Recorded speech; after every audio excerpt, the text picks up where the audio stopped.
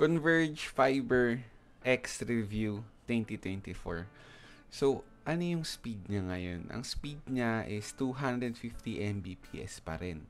Well, yung sa akin. Ang mga plan ni Converge is ito, 200 for 200 Mbps for 1.5, 2,000 for 400, tapos yung pinakamabilis nila is 7,499 up to 1 gig.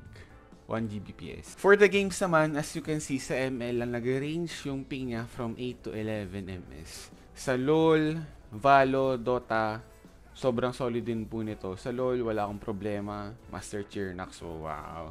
Pero ayun siya. Okay rin yung mga ping niya sa games. Ang isang problema ko dun sa router. Itong router namin, itong 2020 pa to. Tapos, ito ay 2.4 GHz lang yung band. Ang problema kasi, nakita niyo yung speed nila, di ba? 200 Mbps yung minimum. Kapag ang router niya nabigay sa inyo is ito, yung payat lang yung antenna na to. 2.4 GHz lang. Ang max speed lang nun sa Wi-Fi, kahit gaano pa kaganda yung phone mo, 100 Mbps lang yung malalabas nito. Dun sa phone mo, max connection niya. So, kailangan dapat 5 GHz para makuha nyo kung ano 200 Mbps kayo. Para makita nyo na 200 Mbps itong nasa phone nyo. Ang problema niyan, tinawag ko pa to dati. Sabi ko, pwede pong papalitan yung modem. Sabi may sira daw. Sabi ko, wala po. Mukhang mangyayari, pag ganun, magbabayad ako ng, hindi ko alam magkano eh. Basta magbabayad ako, gustong papalitan tong modem na may 5 GHz. So, anong nangyari, imbis na magbayad ako sa kanila, bumili na lang ako ng ng router.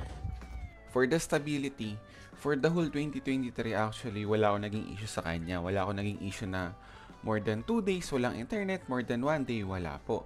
Nagkaroon lang this 2024 gawa ng nakawit ng truck yung kable ng kuryente.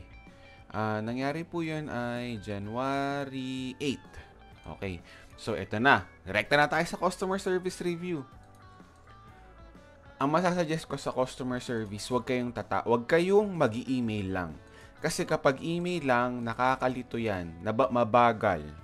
Like, tanyo to, 3 iba't ibang tickets yung nasend sa akin. Ang mabilis lang for me is itawag nyo agad dun sa click to call para sila na yung mag-raise ng report nyo na naputulan ng kable, tas pupuntahan na kayo. Ayun lang naman, lahat-lahat. Sana nakatulong tong review na to sa inyo. Maraming salamat. Bye-bye!